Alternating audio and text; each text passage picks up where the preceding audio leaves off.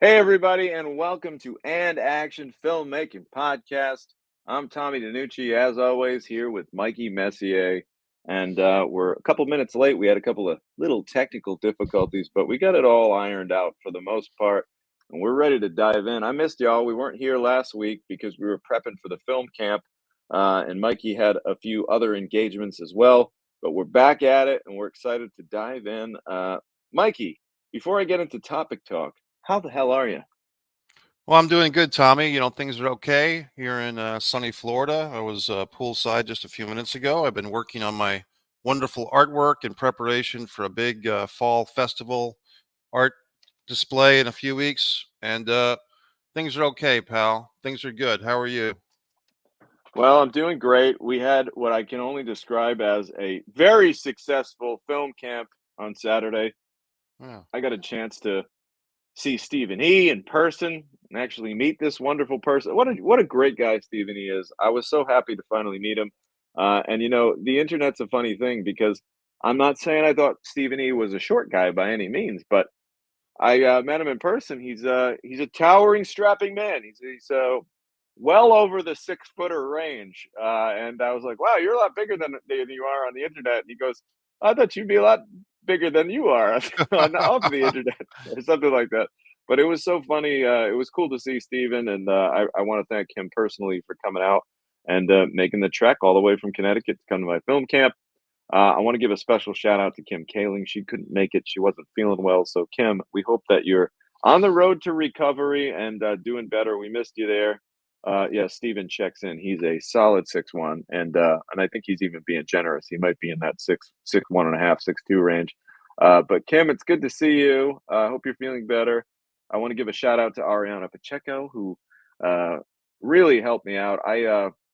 So funny, the best laid plans of mice and men. I had everything laid out, ready to go. I packed my car. I'm all good to go.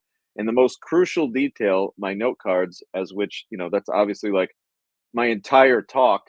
I leave those on my kitchen table. Luckily, Oh. Ariana only lives like a couple blocks from me and she hadn't left yet. So she did the old Mission Impossible rescue mission and cracked into the house and got the cards. And all was well. So I appreciate that. Shout out to Mike Braga, my assistant, who recorded it. Here's the cool thing, guys. If you missed this film camp, I had a lot of people reach out and say, "Oh, I missed this film camp, and I really want to do the next one. When are you doing the next one?" The reality is, guys, I never say never, but I don't have a next film camp planned. That was something that I wanted to do, really like in the moment to kind of get people excited. I felt as though spirits were kind of down because of the state of the strike. So I said, let's do this film camp. And now here we are. It looks like the strikes are coming to an end. So I don't have a next one ready to go. However, if you missed out on this current film camp, or you just want to watch it again and take notes and do whatever, it will be available streaming behind a paywall. It's going to be a very affordable price. We haven't come up with a price point just yet, but you will be able to check out the entire film camp streaming online.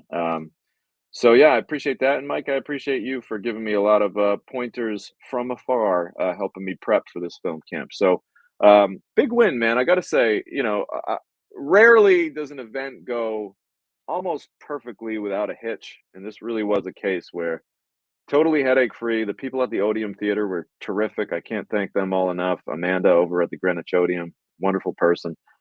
So we had a blast, and I got some great feedback, Mike. So I'm riding high this week.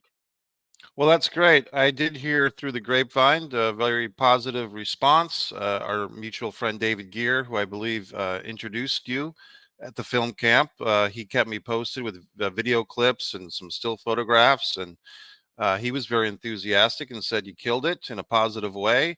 And from what I saw, the attendance was really nice. And I think, like you said, Tommy, you had really good timing with this because you were thinking of this when that strike, both strikes were at their peak. And luckily, there's been, I believe the writers have come to a full agreement. And most likely that is good news for the SAG AFTRA coming to an agreement with the producers. And everyone will, Thank the Lord.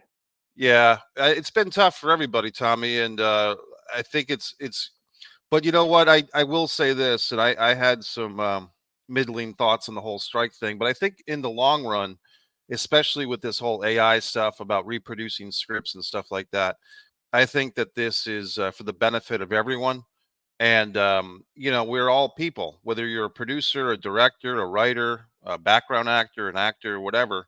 You're all a human being that are of value to the film industry and the television industry and web series and everything. So why not work together? And sometimes things can seem like people are always at odds, when they're trying to split up a pie and there's only so many slices or who gets the biggest slice. But there's plenty for everyone if you really think about it, because people love to watch films, they love to watch TV, they love to binge watch stuff.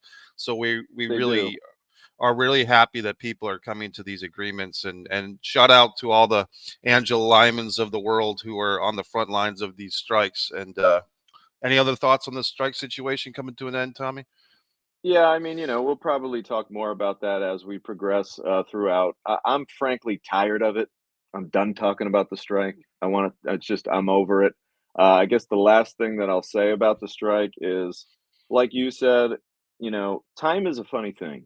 The passage of time, and we've been on strike now for whatever it is, 4 or 5 months. And in reality, in the grand scheme of things, that's a pebble of sand on a massive fucking beach of time. 5 months is nothing. So it seemed like this very dismal, dark stretch, but in reality, we're only talking about a few months. And if a few months worth of strife can potentially right the ship for what could be a few decades of horse shit, where we're getting our ideas stolen by fucking robots, then I guess that's the price we had to pay. So all is well. Now let's move the fuck on. I'm done talking about it. So guys, today, we wanted to talk about something sort of timely, something sort of seasonal. I don't know about you, Mikey, but fall is my favorite time of year. I love the fall. I love Halloween. I love football. I love the crisp, cold air. I love the leaves are changing. And I especially love horror movies. So Mike and I chatted a little bit. We're looking at topics. And we said, you know what? We haven't done a deep dive on the horror movie icon, a man who's been terrorizing the big screen for decades. And that is Tony Todd, a.k.a. the Candyman. Don't say it 3 times in the mirror. He will appear. We're going to keep our Candyman phrases singular. Larry, you're really cruising for a bruising right now. Larry's getting out of control, guys. I have to let him out. Otherwise, he's going to complain the whole time. Mike, tell us a little bit about Candyman while I let this stark, raving lunatic cat out the door. I believe the original Candyman film came out in 1992, and the Tony Todd, our featured topic today, was the lead. And by my memory, I could be wrong, but believe one of the first, if not the very first, African American actors to portray kind of the main, bad guy, like in the tradition of a Michael Myers or Jason Voorhees or Freddy Krueger. I believe Tony played Candyman, and really, as far as the mainstream horror, franchises, I believe one of the first, if not the first, African American actors to play something like that. And Candyman's a scary guy. I mean, this is the very first Candyman, and I think even the reboots and the sequels have all, by my opinion, Tommy, had a very serious tone. They haven't gone the way of, say, something like, some of the Nightmare on Elm Streets have kind of veered into dark comedy, or dad jokes with Freddy Krueger. I think Jason Voorhees goes to space in one of them. I mean, some of those top horror franchises have kind of gone off the rails because they make so many sequels that they just kind of go goofy with them. I don't think Candyman has ever sold out its integrity. There was a reboot with Jordan Peele directing a few years ago that I saw, and for my money, buddy, Candyman is a horror franchise and Tony Todd that have always stuck to the integrity of the story, a dark story, a serious story, morbid and timely. And I give credit to, I believe it was Virginia Madsen was in the first one as the female lead, but Tony was excellent, and the whole Candyman franchise is very interesting. One real quick thing, Tommy, it's kind of one of these Mandela effect phenomenons. You said 3 times for Candyman. If you look it up, now it's 5 times, which Oh, seems it's odd. 5 times. Well, it's Well, a no, man, that makes sense. That makes sense. Because three's Tommy. like you could accidentally do three. Five, it's like you really got to fucking mean it. I always believed it was 3, but if you look into it now, it says 5. It's one of those Mandela effects of, things changing apparently, but that's a whole other topic for other YouTube channels. But to me, it was always 3, but apparently now it's 5. So whether it's 3 or 5, you don't want to mess with the Candyman. It's probably best to just not fucking say it at all in the mirror. Rule of Yeah. thumb. Yeah, Mike, you made a lot of great points. Of course, very progressive character, very progressive casting choice with Tony Todd there. And this movie's just terrific because there's a lot of amazing practical effects, and if you're just listening to this as a casual fan and you're not quite sure what a practical effect is, a practical effect is when a special effects team or artist uh, utilizes actual real life movie magic to make a special effect happen right before your eyes without the usage of any computers, no CGI, no bullshit. They're actually doing, like, when you see the blood fire out, it's actually a mechanism that makes this happen or whatever it may be. And I seem to remember, and remember, we're not going to spend too much time on Candyman because this is a Tony Todd show, but I remember a lot of bee action in that movie, like real live bees. I'm pretty sure there's like this scene where there's just like bees just like engulfing his face, Tony's face. So pretty interesting stuff. That must have been one of those roles that you really have to kind of be committed, because some people are just horrified of bees, especially if you're allergic. Obviously, Tony's not allergic. He's got them all over his body. But even if you're not allergic, I think bees just kind of, you could probably put it in a category of just one of those things that people are afraid of. Like some people are afraid of water, some people are afraid of spiders, some people are afraid of bees. So this was a cool movie to kind of focus on that a little bit. Um, but let's move on from Candyman and talk a little bit about, just real quick, Tony's kind of humble beginnings, working as a theater actor in my hometown, Providence, Rhode Island, at Trinity Rep. Pretty cool. Tony Todd went to, I believe he went to Brown University, and I think he was part of the Brown University Conservatory of Actors. And I want to say in the late 70s, he was at Brown right in Providence, Rhode Island, and eventually ended up at Trinity Rep. If you're from New England, you might be familiar with Trinity Rep. It's by far one of the best, if not the best, regional theaters in New England. They're kind of known as this little beacon of art and entertainment right in Providence, Rhode Island, right in downtown Providence. A lot of amazing talent has come out of Trinity over the years. Richard Jenkins, famous actor, aka Dick Jenkins, was a famous Trinity actor before he, or I should say, was a Trinity player before he became a famous actor. A lot of other talent came out of there, but Tony's one of them.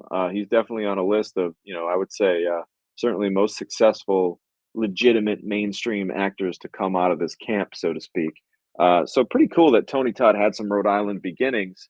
And I got a chance to work with him on my very second movie, not quite my first movie, but any filmmaker will tell you that, much like an athlete, year one to year two, from your rookie year to your second year, you learn a little bit, but you're still pretty much a rookie. You still kind of, you got one movie under your belt. So my experience level was still kind of very much in the early stages of the game, and I wrote this really fun script about basically a bunch of zombies that end up terrorizing a small police department in a quiet little town, and it's basically cops versus zombies kind of a deal.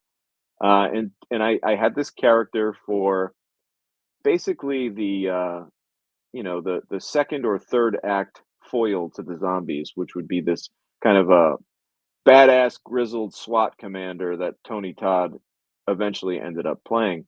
Now, guys, we've talked about this formula before, and if you were at my film camp, you know all about this. But a lot of these horror movies, what you try to do is you try to cast a bunch of really great actors around like one big name that you can bring in for like a couple days, 2, 3 days, because that's all you can afford them for.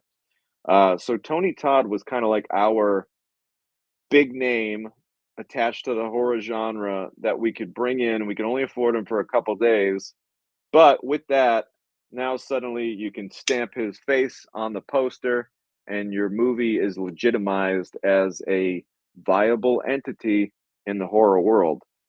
So I remember getting a call from Chad Verdi, my producer on that project, and a gentleman who's produced quite a few of my movies, and kind of gave me my start in a lot of ways. And I remember Chad kind of contacting me and saying, "Hey, we can get Tony Todd for this part. What do you think?" And I was like, "What do I think? I'm jumping up and down, is what I think. Tony friggin' Todd. He's a Sure. household name." And it's kind of cool how life works, Mike, because about a year prior to that meeting with Chad, we were at a convention called Rocket Shock, promoting one of our other films. I think it might have been Infected, which was also a zombie movie. And I remember being at like a bar, one of the more prominent bars where this convention was, and partying and kind of like just having a drink and looking over to the door. And Tony Todd walks into the bar, and he looks cool as can be. What people might not realize, Tony Todd's like borderline NBA tall. Like he's 6'5". I ain't talking about, Stephen E is very tall. He's 6'1". I'm talking 6'5". Like when you're That's six about five, it's about Michael Jordan height. It's about the height of Jordan, I think. Wasn't Jordan 6'4" or 6'5"? Jordan was 6'6", but yeah, man, Yeah, throw a pair of boots on him, he's Jordan's height. So this is a large man. He's a handsome devil, a good looking guy. And he walks into the bar, I'll never forget it, he had, like, a cool jacket, he had, like, a beret that he was wearing. I'm pretty sure he was wearing sunglasses at night, which you can do if you're Tony Todd. sure. And may I say he was accompanied by some rather attractive folks. That's all I'm gonna say. We won't get too into it. But there were some folks that were with him that were very attractive, and there were more than one of those folks. So Tony walks in and it's like a scene. It's like, "Whoa, holy shit, Tony Todd." And I remember just kinda chatting with him briefly at the bar, because he might have seen, like, a poster for the movie or whatever. We bullshitted for a few minutes, and that was it. And that was kind of the end of the night, so I thought. That night, guys, once in a while, the party gods come together and some party magic happens, and that was a really cool night. I was with a lot of great people, wrestling fans would appreciate it. I was rolling with Tommy Dreamer that night. I was with David Heath, AKA Gangrel, um, just like a really group of people that I was with. And I had this like kind of epic hotel party, like for whatever reason, I ended up with like a suite because there was a few of us staying in a room. And I remember it was literally like out of a movie. And the hotel was very cool. They knew it was a convention, so the security was pretty chill that night. And I must have had 20, I'm not kidding, like 20 people in my hotel room. And they were all kind of people, like random motherfuckers that you've seen in movies because it's a movie convention. Like, for example, like, the lead from Clerks was in my room, like smoking a joint with us, like just random fucking people from pop culture all having a good time. And then, at one moment through the drinks and the craziness, I look up and I see a large 6'5" man with a beret in my room. And a couple of the folks that he was with that I recognized. And I said to myself, "Holy shit, Tony Todd's partying in my little hotel party. Like, he's here. Like, I'm partying with the CANDYMAN." So before you know it, I had a few drinks and got to kinda know the guy a little bit briefly, and then, the convention ended, and that was it, and in my mind, I'm like, "I may never see Tony Todd again." And then sure enough, a year later, Chad tells me, "Oh, we're gonna work with this guy." So I was pretty excited, Mike, to have that little, early encounter with him, an early beacon of good times to come. I think it was, as they say in the film world, foreshadowing, Tommy, a little bit of foreshadowing that you saw, Tony at this party, and then a year or so later, you're working with him, which is great. It was really fun, and, at the time, I was playing a video game, which is very popular.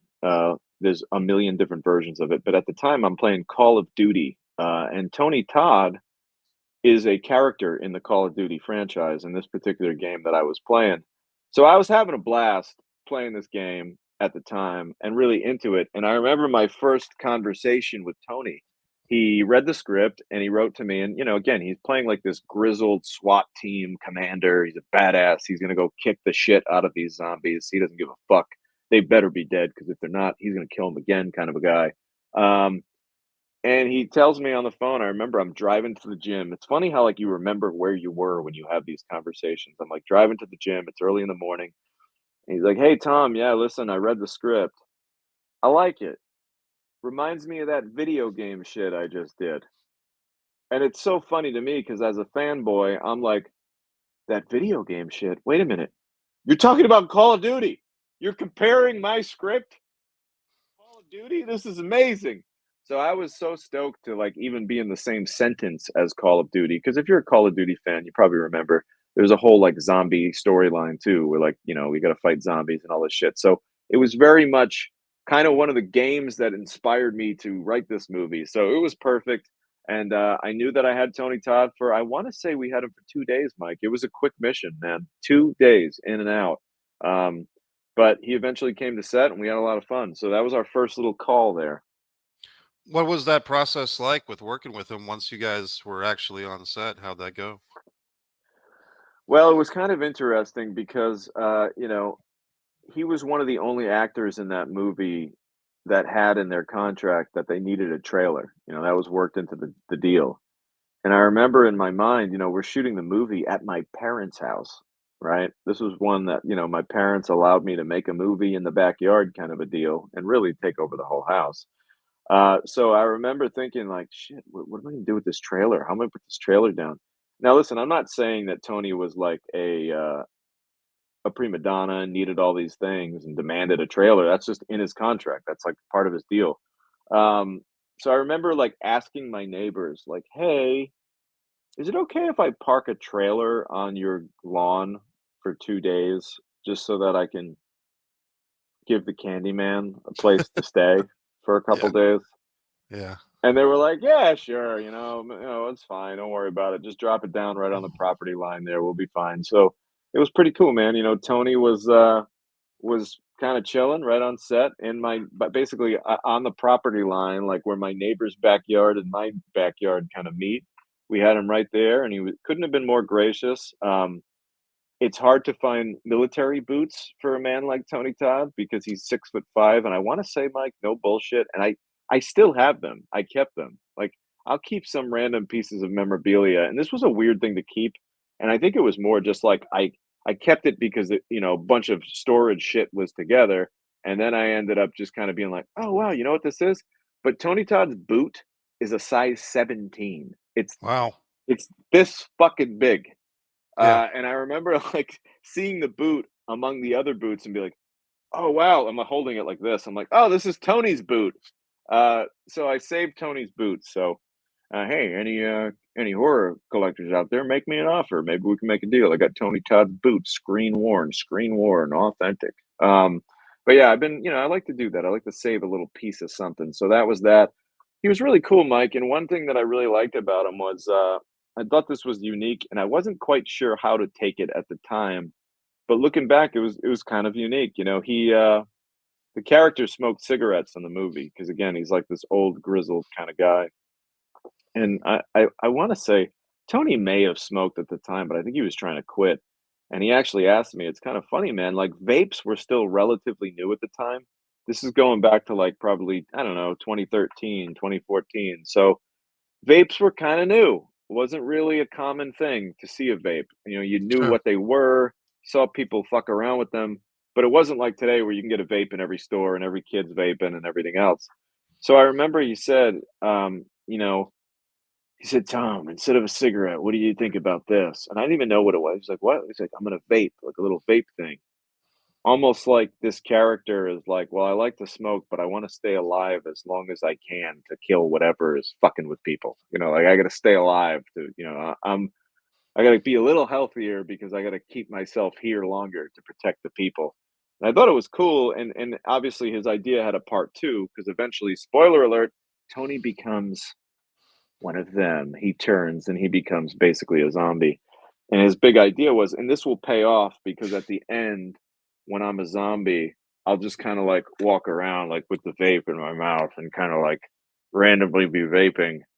And I was like, oh, that's kind of fun. I like that idea. That's cool. So you love when real deal actors can read a script and just find something that's not even on the page and just add that little bit of nuance that makes it different. That was a really cool thing that Tony did. Yeah, I mean, when you have actors that are so experienced and seasoned and they're confident in sharing ideas like that, that is great. And you're right, Tommy. It's interesting how certain things come into the, pop culture world or culture in general, and something like vaping, you wouldn't think about it, but yeah, that was kind of timely. and it does make for a good effect that he has it in the movie. Yeah, it was fun. It was a cool little nuance, and it wasn't a movie that took itself too seriously. So yeah, why not have a zombie that's vaping his ass off? But yeah, Tony was terrific to work with during this movie, and I remember in terms of like a lot of actors like there's always the extracurricular world, like where do you send them on their night off? Like where do they want to eat? Is there a steakhouse they like?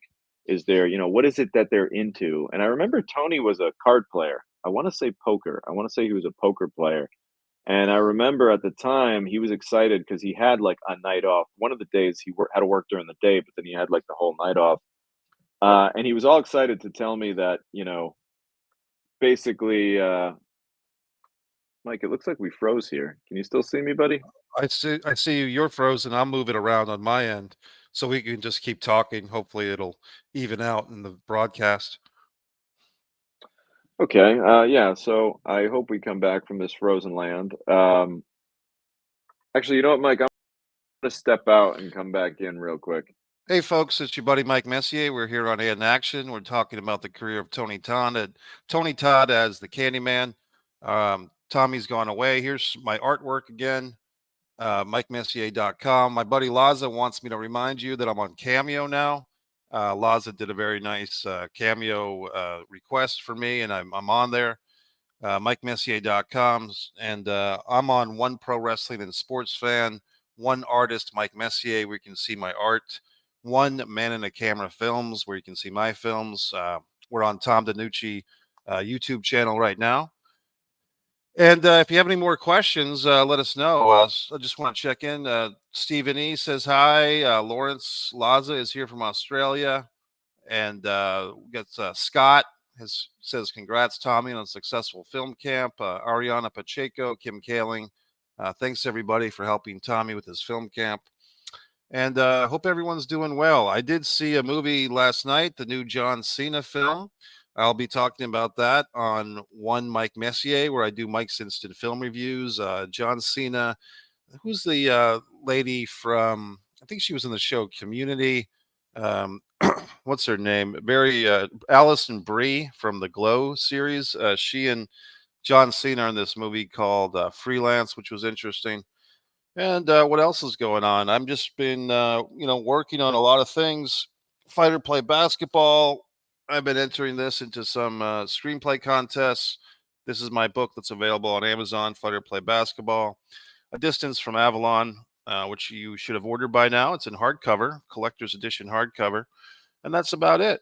Lawrence is curious if has Tommy turned into a zombie regarding his freezing. Vaping zombie, that is pretty funny. Like I said, folks, it's just so good to be discussing the films of Tony Todd. I saw on his IMDb that he was actually in the film Platoon, which is. Have you ever seen Platoon? I mean, when I was like quite a young man, my father took me to see Platoon. I remember the movie was so intense. I had actually had to take a break to go to the concessions and get a Coca-Cola because I was so screwed up from watching the movie. I do remember seeing the original Candyman as well. Hardcore horror film. One of those horror films that kind of sticks with you. It's not just about, zombies killing people. It's about a real story. And like I said, folks, it is kind of a Mandela effect. Do you remember 3 times or 5 times? I clearly remember that it was just 3 times. You didn't want to say Candyman, but now it's 5. The Rock, he did the Sean Connery, Nicolas Cage, Ed Harris movie. Ed Harris is always in movies like that. Night of the Living Dead, the reboot 1990, which I believe Tony actually was the star of that. This movie, 2012, I saw this movie recently on cable. Sushi Girl. Hey, Tommy, how's it going, buddy? Oh, God, it was cold. I was frozen. I got Y- icicles coming off of my hair. You're Han Solo. You're back in Whew. Return of the Jedi now. Oh my goodness. Well, thank you for taking over. I hope I'm not interrupting anything. I was just going through Tony's films, Tommy. Let me just finish with what I was saying. Sushi Girl is a movie from 2012 that stars Tony kind of as the final boss, and it's a really interesting kind of crime movie. And I mean, I won't give away the whole thing, but basically, there's a girl who, you ever see those like kind of things where a woman in Japan will lie down totally nude and they put sushi all over her and they eat the sushi? Well, in this particular movie, the sushi girl is actually a woman in disguise looking for revenge on the final boss, Tony Todd's character. And it's a movie that's it's R-rated, it's hardcore, it's violent. Mike, did you mention The Rock? The Rock I is my did. favorite I did Tony with Ed Todd Harris. movie. Yep. I did mention The That's Rock. just a great epic action movie, and I know for a fact because I know a couple of other guys that were involved in that film. I don't know this for a fact, but I have to guess that's probably Tony Todd's biggest payday. They were just throwing money around on that film. You can imagine, you know, Nicolas Cage, prime Nicolas Cage, like right when he's budding as a movie star, and of course Sean Connery. They were writing them big checks out for that one. Yeah, he was Um, also in Platoon, and he was in the reboot, and as the star, Night of the Living Dead, a remake in 1990 right. of the original. So he's had a great career. He really has. So real quick, I was just saying, you know, Tony likes the casinos, so he was really excited to find out that we have Foxwoods, we have Mohegan Sun, a couple of really great casinos, just 45 minutes to an hour down the road from Rhode Island. So Tony was in all his glory, and really everything, Mike, went without a hitch up until we had one little speed bump in the road, Mike. There was an incident involving Tony, and it was not his fault. And Okay. that's kind of my favorite Tony story that we're going to share today. Uh, and Mike, this was a situation where sometimes when you have a veteran actor on set who's been in, literally dozens and dozens of films and probably been part of dozens and dozens, if not 100 fight scenes and stunt maneuvers throughout a film. They're old, wily veterans, man. You ain't got to tell them anything. They know exactly what they're doing. And then sometimes when you get a young actor who's on set, and I shouldn't even say young, but maybe an inexperienced actor who hasn't done this sort of thing as much, they might go a little too hard. They might go a little too intense, especially like in the rehearsals. So this was a situation where, and I'm not going to give away any names because this person has since apologized, although it really hurt their career. Again, like this is a learning lesson for any actors out there, what I'm about to tell you. So this very kind of overzealous and overeager actor, who this was probably, I think this was his second time ever speaking in a movie, gets on set and he's rehearsing with Tony and they have a fight scene and he's just going a little too hard. Like rehearsals are supposed to be like quarter speed, maybe half speed rehearsal. You're not supposed to go like full bore in rehearsal because if you're gonna get hurt, save it for the take. What are you going so fast for? Well, this actor was going a little too hard. Tony didn't really like that. And I remember Tony kind of told him a couple times, like, as we're working the beats. And if you don't know, if you've never been involved in a fight scene, it's by the numbers. So a lot of times the stunt coordinator will call out numbers like, okay, one, boom, high block, high punch. Two, low block, low punch. Three, boom. So the coordinator's calling out the numbers. And the eager gent is just going hard, like Mhm. punching as hard as he can, swinging as hard. And Tony's just kind of like, take it easy, relax, buddy, like smiling, making a joke out of it, just kind of like, all right, take it easy.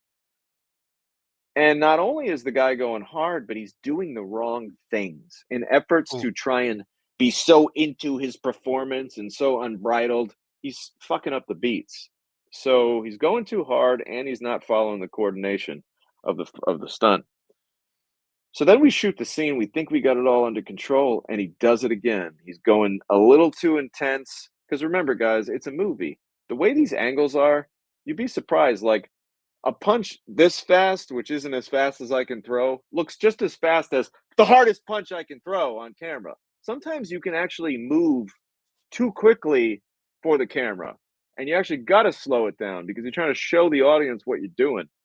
So this guy was just going way too fast, way too hard, way too heavy, and he's fucking up the beats. Finally, Tony's just like, whoa, like easy, buddy. It kind of like says in a nice way, like, you got to quit fucking around now. Like, someone's gonna get hurt, kind of a thing. And rather than just kind of like taking it on the chin and saying, yes, Mr. Todd, I apologize, Mr. Todd. you're right. You've been doing this since the late 70s. This is my second movie. I should probably just respect and listen to you." This guy kind of took a different stance and got aggressive back to Tony and said, "Well, this is how it's supposed to go, and this is how I perform, and I'm just trying to go hard and be authentic." And so now this guy's giving Tony Todd shit, who, not for nothing, but Tony Todd's a big fella. I probably wouldn't be taking that tone with a gentleman of his stature. Um, and this guy was clearly just having a little bit of a panic attack. I think there was some emotional issues going on at the same time. And he had a little meltdown and he started yelling at Tony. And I remember our producer took him aside and gave him such a talking to. I remember watching it from afar, kind of just like watching this guy get reamed out for his disrespect of Tony. And I gotta say, this is a case where Tony is the ultimate gentleman, consummate pro, because a lot of veterans could have walked off set. They could have said, "Who the fuck is this guy?" They could have said, "Replace him. I'm not dealing with him. I refuse." They could have used this move. This is a move that some actors will use, and they're not wrong. They'll say, "I'm not doing this scene because I don't feel safe with this guy." They could have made it a safety thing. I'm not joking, guys. Yeah. Tony could have went in his trailer. He could have placed one phone call to his agent and he could have said, "Yeah, they have a guy on set who's just not fit to do this stunt scene, and I'm gonna get hurt with this guy. He's dangerous." And that would have been it. The production would have got a phone call. SAG could have called. SAG could have came down on the production and shut it down. So Tony was very cool about it, and he handled it in a very chill, kind of old school way, and just kind of stood his ground and said, "Buddy, you got to fucking relax." And I'm paraphrasing. I don't think he said those exact words, but basically, that was a case where Tony could have made that day become a shit show. He could have turned Right. that whole day into a shit show. And instead, he just said, "All right, calm this fucking guy down and let's get through with the scene." And that's basically what we did. The actor eventually, the actor in question did eventually calm down and he did kind of, get through the scene. But I will say this, and this is the truth, man. And this is why you got to be careful when you're an actor. When you have these kind of awkward and uncomfortable lash out moments, when you lack professionalism, it's going to bite you in the ass because the reality is that actor never got called back to work for that production company ever again. And that production company went on to make a lot of movies. And I bet you he wishes he had that one back to handle a little differently. It sounds like a nightmare, Tommy. And as you were telling that story, I kind of wondering, as a second time director, your first movie, I believe, was Self Storage. This is Army of the Damned. This is your second feature film. You got to tell me, buddy, how did this make you feel? I mean, I guess I'm thinking how I would feel, which is, holy God, like, am I going to go down with the ship here? Because as the director, often you do. But it had to be in my just projecting my feelings before I let you answer. I would have like a real sinking feeling in my stomach and just rage at the actor in question and just embarrassment and feeling, bad for the actor in question, but also really just feeling bad for Tony because then you feel like you're kind of bringing him into a less than standard what he's used to production, and you kind of feel, at least I would feel, hey, this guy's kind of doing us a favor by doing this lower budget film, and this is the thanks that he gets, and I want to work with this guy in the future. And now this might be I guess I would have had a whole ton of emotions, Tommy, and none of them particularly good. So now I'll let you answer the question. How did it make you feel as this was breaking down, buddy? Yeah, I mean, you're right. I was furious with the actor. I was very upset because you got to understand, this is a guy who I considered a friend at the time. I had worked with him before, both as an actor and I've directed him before, and he was a buddy of mine. And in my mind, I say to myself, like, how could you come onto my set? I'm giving you this opportunity to work with all these talented actors, and you're gonna be a problem? You're gonna be problematic on my set after giving you this fucking opportunity? It was infuriating, and I will say this, man, and feelings are feelings. I'm not gonna lie about how I felt. I never wanted to work with him ever again, and I never did work with him ever again because I don't care. And yeah, he came to my house a couple weeks later, and he wanted to sit with me, and he apologized, and I accept his apology, but the reality is I'm not gonna put myself in that position again where maybe something like that could happen.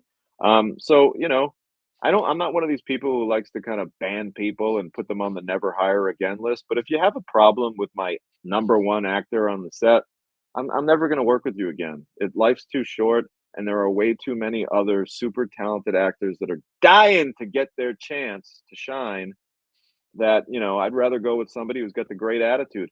And I'll say this, for the most part, unless we're talking about the A-list actor that's gonna kind of, sell the movie, for lack of a better phrasing, I would almost always rather go with the B plus actor that's got a great attitude than the A plus actor that's problematic where something like this could potentially happen. Because you know what the worst part about this type of behavior is on set, Mike?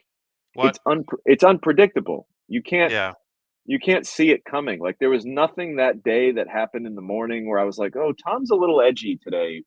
Uh, I think I might have just revealed his name. Well, you can go do Well, some you just meant that you felt Yeah, like I'm a little you didn't feel a little edgy. There was nothing about your self-conscious that felt edgy that might have somehow transitioned to the actors. So everything seemed fine from your point of view, Tommy's point of view. Yeah, it was gonna be a great day, and then this person just decided to have a meltdown. So, unfortunately, it is what it is, and everybody learns, and that person had a little tough learning lesson that day.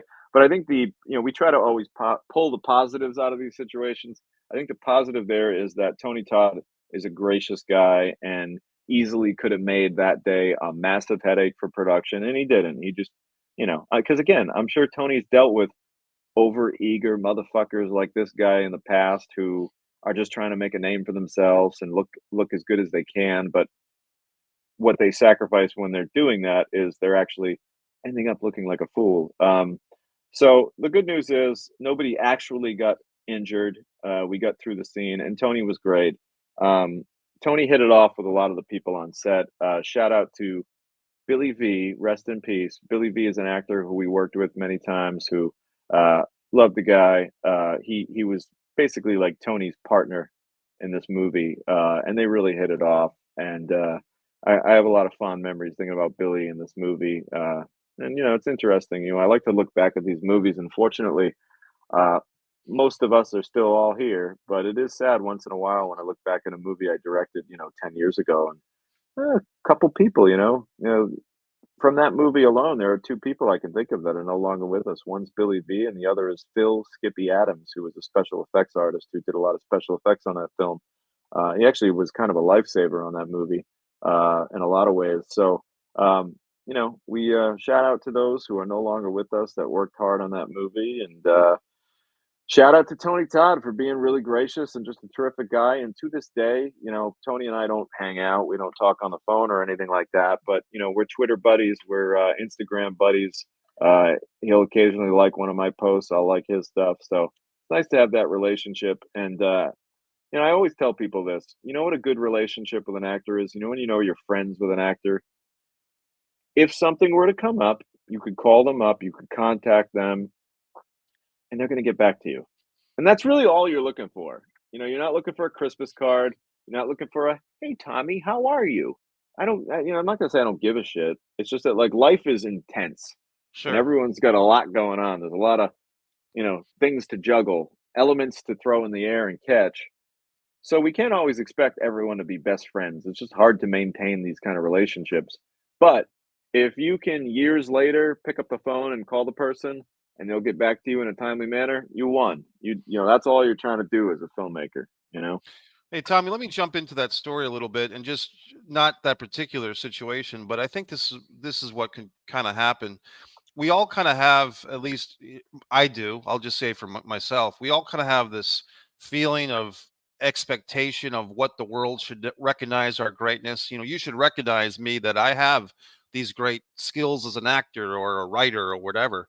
And when the world doesn't necessarily acknowledge your own sense of prestige, there's kind of a culture shock. And then when you're actually on a film set, which could in some ways propel your career, sometimes that inner dialogue in your head is saying, well, I deserve this and this should even be bigger than what it is. And that mindset doesn't always mesh with the reality of the situation. People are here to work hard. We're shooting this movie in a guy's house, his family's house.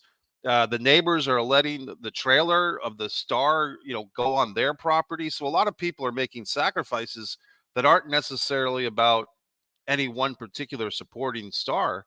It's about the production as a whole. And so sometimes, Tommy, for me, the lesson is, as actors on the rise, or as anybody on the rise, keep it in perspective that although your life is all about you, everybody else's life is not all about you or your career or your expectations for where you deserve to be or where you think you should be.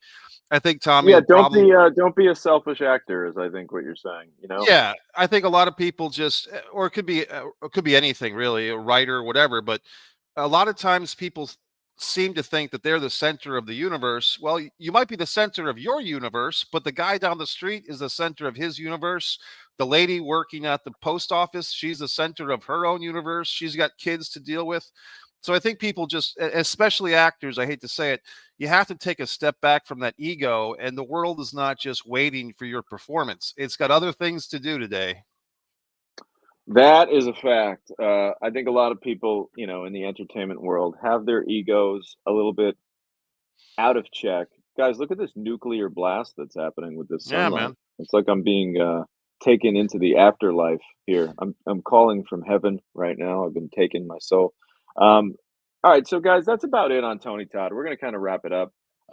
Tony's a great actor, terrific, legendary presence on screen. A large human being who carries himself with a gentle disposition, who is just iconic on the screen, and I'm very happy that uh, I can say that I worked with a true horror icon. I've been lucky in my career. I've worked with Freddy Krueger, I've worked with Jason, I've worked with the Candyman.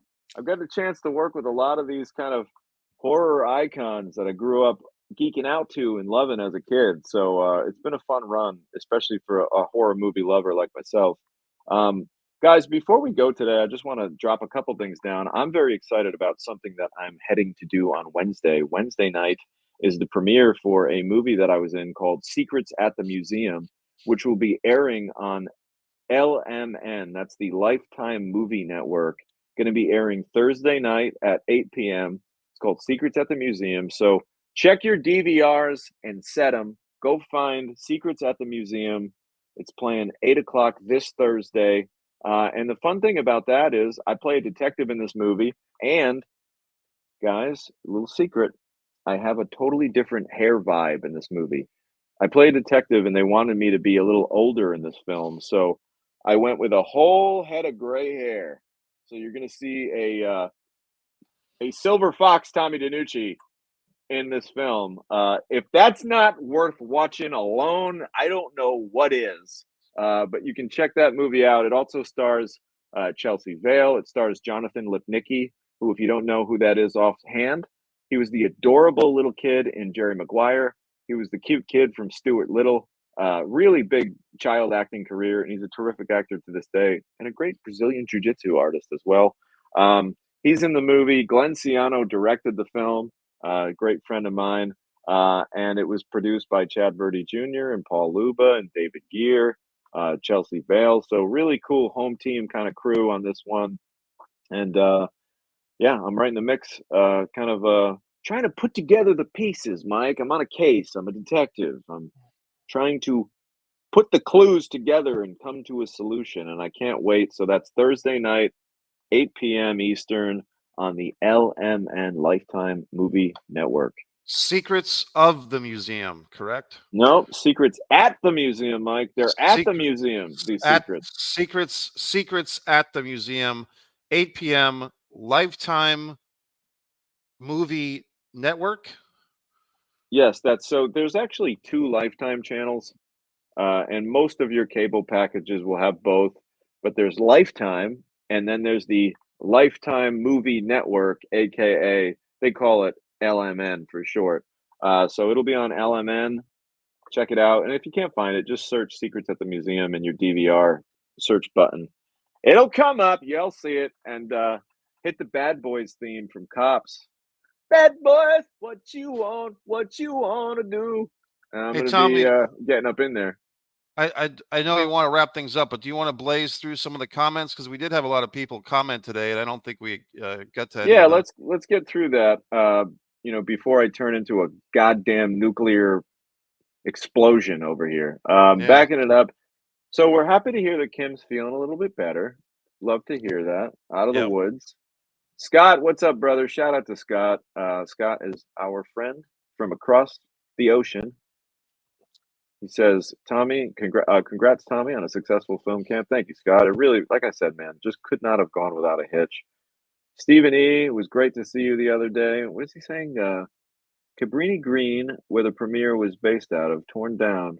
Cabrini Green was also the backdrop for the I TV show Good Times. What? I think Not sure what he's that one means. speaking of. I believe he's speaking of Candyman. The actual movie Okay, takes and place in Cabrini so Green. you know, let's see. He says they say it 5 times at the end of the original movie, but 3 times was used earlier in the first film. We're gonna have to get to Yeah, the bottom of that. And it's action a fans, yeah. if you happen to watch the Candyman, I want to know the original. Is it 3? Is it 5?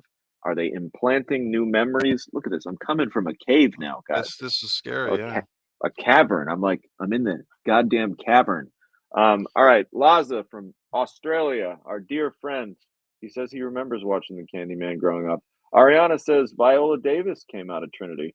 That's probably one of the more talented names, if not the most talented name to come out of Trinity. I believe, I don't know that any other Trinity rep actors have an Oscar, and I'm pretty sure Viola Davis does have an Oscar to her credit. Um, I don't listen to the soft shit. Oh yeah, that's from The Rock. I fucking love The Rock. Talk about just a classic action movie. Um, when you're putting together your film clamp, when are you putting together your film clamp online for people to watch? Uh, when would people watch it? I hope in about 4 weeks, Mike. I think in 4 weeks, Lazo, we're gonna have that up. Monique Dupree, the younger sister of Tony Todd, done some films with Trauma, which is pretty cool.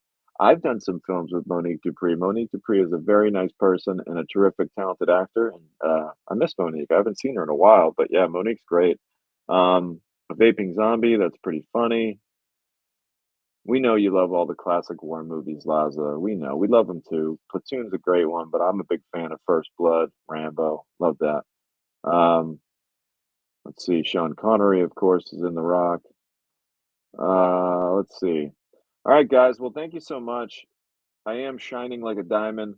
It's been really great kind of chatting with you. We missed you last week. Remember, if you haven't already, please pop over and subscribe to my channel. That's Tom DiNucci Film on YouTube.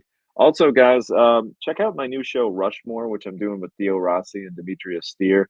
It's a ranking show where we rank the top 4 everything in pop culture. I'm going to need a pair of shades here to keep doing this show. You're gonna need But those sunglasses a day, buddy. Gee whiz. seriously, but we really do appreciate you hanging with us. Go check out Mike's artwork. Go check out all of his YouTube channels. He's got a few of them for you. And yeah, we look forward to seeing you next week, guys. Next week, I really want you all to go and watch Secrets at the Museum this week. Check it out. It's going to air a couple times over the weekend because next week's topic is going to be all about Secrets at the Museum. That's what we're going to get into. We're going to do a deep dive. I'm going to tell you some stories from set, and we're going to talk about the movie. So your homework for this week is to watch Secrets at the Museum on the Lifetime Movie Network. That's going to be airing Thursday at 8 p.m. Eastern. And next week, we'll be right here talking all about it. I hope to see you there. Goodbye. Mike goes, goodbye.